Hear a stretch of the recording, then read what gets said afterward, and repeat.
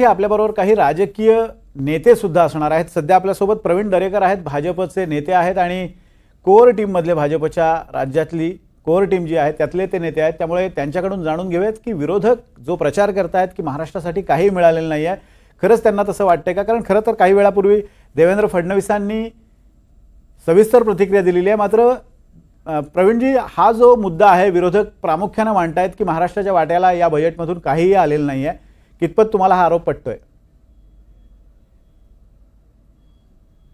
मला वाटतं विरोधी पक्ष केवळ आरोप करायचं काम करतात। खरं म्हणजे पूर्ण बजेटच त्यांनी वाचला नाही। म्हणजे बजेट बाहेर आला आणि लगेच प्रतिक्रिया द्यायला जसं काय यांच्या हातात बजेटची कॉपी होती, त्याच्यामुळे वेग वरवर त्यांनी त्या ठिकाणी विरोधी पक्ष म्हणून जी त्या ठिकाणी भूमिका घ्यायची ती घेतली आणि अजून एवढा विरोधी पक्ष प्रगल्भ झाला नाही की चांगल्याला चांगलं बोलून त्या बजेटचं स्वागत करावं। मला वाटतं महाराष्ट्रासाठी देवेंद्र फडणवीस साहेबांनी जी पत्रकार परिषद घेतली, त्यांनी विदर्भासाठी किती कोटी दिले, नागनदीसाठी किती कोटी दिले, त्या ठिकाणी पुण्याच्या मेट्रोसाठी किती कोटी दिले, मुळा मिठी नदीसाठी किती कोटी दिले, मुंबईच्या मेट्रोसाठी किती कोटी दिले, या सगळ्याचा पाढा मी या ठिकाणी वाचणार नाही। आणि त्याच्यामुळं इन्फ्रास्ट्रक्चरवर मोठ्या प्रमाणावर महाराष्ट्राला त्या ठिकाणी दिलं गेलं आहे आणि ज्या विविध प्रकारच्या योजना आहेत त्यांचा जो केंद्राचा शेअरिंग असतं तेही मोठ्या प्रमाणावर आपल्याला मिळणार आहे। मग युवा वर्गासाठी त्या ठिकाणी असणाऱ्या स्किल डेव्हलपमेंटच्या योजना असतील, त्याचबरोबर महिला भगिनींसाठी त्या ठिकाणी मोठ्या प्रमाणावर तरतूद करण्यात आलेली आहे, मुलींसाठी तरतूद करण्यात आलेली आहे, युवा वर्गासाठी युवांच्या सर्वांगीण विकासासाठी त्या ठिकाणी 2 लाख कोटीची तरतूद केली आणि 5.1 लाख कोटीची त्या ठिकाणी 5 वर्षामध्ये खर्च करण्यात येणार आहे। कृषी क्षेत्राच्या विकासाच्या संदर्भात 1,52 कोटीची तरतूद केलेली आहे आणि आपण बघाल की ग्रामीण विकासासाठी 2 लाख कोटी आणि अशा प्रकारे आदिवासी विभाग असेल, सर्व समाज घटकांना त्या ठिकाणी महिला मुलींसाठी 3 लाख कोटीची तरतूद केली। आणि इन्फ्रास्ट्रक्चरवर आपण बघाल की मागच्या UPA सरकारने बजेट केला त्याच्या 10 पटीत तरतूद केली। मग त्यांनी 1 लाख कोटीच्या आसपास होते, 11 लाख कोटीची तरतूद केली। त्याच्यामुळे सगळ्या विरोधी पक्षाचा अभ्यास न करता, बजेट न वाचता त्या ठिकाणी ती प्रतिक्रिया आहे। गरीब आणि मध्यमवर्गीय वर्गाला केंद्रीभूत मानून या ठिकाणी ज्या योजना चालू होत्या, जशी की प्रधानमंत्री अन्न सुरक्षा योजना, गरीबाच कोणी उपाशीपोटी त्या ठिकाणी राहणार नाही याची काळजी आज केंद्र सरकारनं त्या ठिकाणी घेतलेली आहे।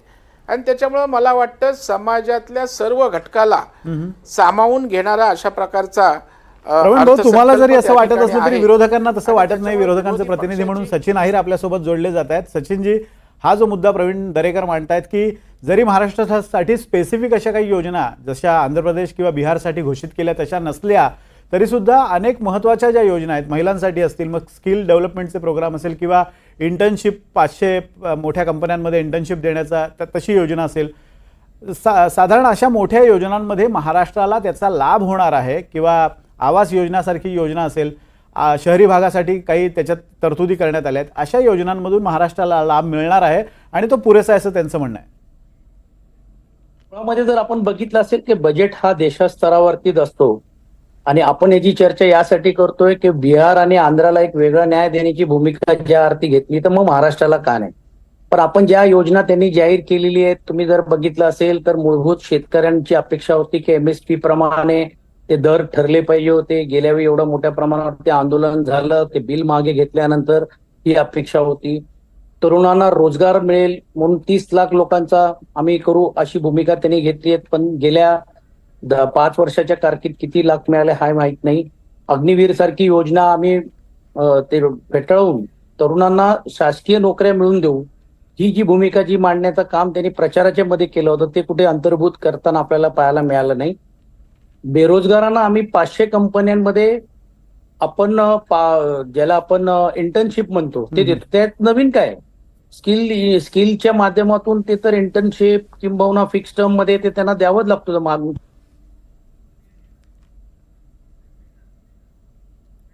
सचिन अहिर यांच्याशी काही तांत्रिक कारणामुळे आपल्याला संपर्क तुटलेला आहे, पण आपण पुन्हा एकदा प्रवीण दरेकरांकडे जाऊया. प्रवीण दरेकर, मुद्दा तर लक्षात आला असेल. सचिन अहिर जे म्हणत होते की ज्या ऑब्वियस गोष्टी आहेत, ज्या साहजिक होणं अपेक्षित आहे, अशा गोष्टी तुम्ही महाराष्ट्रासाठी तरतूद म्हणून दाखवताय, हे योग्य नसल्याचं त्यांचा एक साधारण सूर होता. अजूनही त्यांचं म्हणणं पूर्ण केलेलं नाही त्यांनी. नाही, मला वाटतं काय, सचिन अय्यर हे वरवर बोलतायत. खरं म्हणजे आकडेवारी सहित त्या ठिकाणी डिपार्टमेंट वाईज बजेटमध्ये काय तरतूद आहे त्यावर आपण बोललं पाहिजे.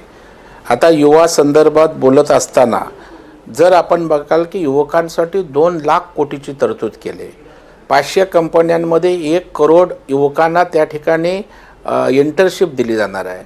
परत त्या ठिकाणी ट्रेनिंगसाठी 5,000 रुपये दिले जाणार आहेत. आणि त्यामुळे युवकांच्या बेरोजगारांसंदर्भात त्या ठिकाणी काळजी घेतलेली आहे. त्या ठिकाणी 12 इंडस्ट्रीयल मोठे क्लस्टर्स त्या ठिकाणी होणार आहेत. आणि त्याला मला वाटतं काय, जे चांगल्याला चांगलं त्या ठिकाणी बोललं पाहिजे. युवकांसाठी आता मुद्रा लोन पूर्वी मर्यादा 10 लाख होती. त्याच्यामध्ये एखादा व्यवसाय मोठा करायचा असेल, उद्योग छोटा स्वयंरोजगार वगैरे, तर ते होत नव्हतं. त्याची आता 20 लाख लोन मर्यादा त्या ठिकाणी केलेली आहे. आणि त्याच्यामुळं मला वाटतं युवकांची काळजी या ठिकाणी घेतलेली आहे. आता माझ्या महिला भगिनी आणि मुलींसाठी 3 लाख कोटीची तरतूद केलेली आहे. हे समजून घेण्याची आवश्यकता आहे. आणि त्याच्यामुळे केवळ विरोधासाठी विरोध, केवळच आपल्या विरोधी पक्षाचा बजेट आहे म्हणून टीका करायची, याला त्या ठिकाणी अर्थ नाही. पंतप्रधान आवास योजना असेल, अन्न सुरक्षा योजना असेल, गरिबांच्या कल्याणाच्या ज्या योजना होता त्या पुढे 5 वर्ष चालू ठेवण्याचा निर्णय त्या ठिकाणी घेतलेला आहे. आणि मला वाटतं UPAचा जो बजेट त्या ठिकाणी होता त्याच्या कितीतरी पटीनं चांगला बजेट या ठिकाणी मांडलेला आहे. आणि समाजातल्या सर्व घटकांना आपण जर बघाल की आज आदिवासी जी गावं आहेत त्या गावांच्या विकासासाठी वेगळ्या प्रकारची अनुसूचित जनजातीय उन्नती अभियानाअंतर्गत तरतूद करण्यात आलेली आहे. म्हणजे असा एकही घटक त्या ठिकाणी नाही. युवकांसाठी तरतुदी आहेत, महिलांसाठीच तरतुदी आहेत. तुमचा मुद्दा लक्षात आला प्रवीणजी की सर्व समाज घटकांसाठी या तरतुदी आहेत आणि त्या तरतुदी या सर्वसमावेशक आहेत, देशभरात आहेत. त्यामुळे महाराष्ट्राला सुद्धा त्यांचा लाभ होणार आहे. मी तुमच्याकडे पुन्हा येतो, पण आपल्यासोबत सचिन अहिर पुन्हा जोडले गेलेत. पण त्याआधी काही विरोधकांचे आपण प्रतिक्रिया पाहूयात, त्यांचं काय म्हणणं आहे, आणि त्यानंतर पुन्हा एकदा चर्चेला सुरुवात करूयात.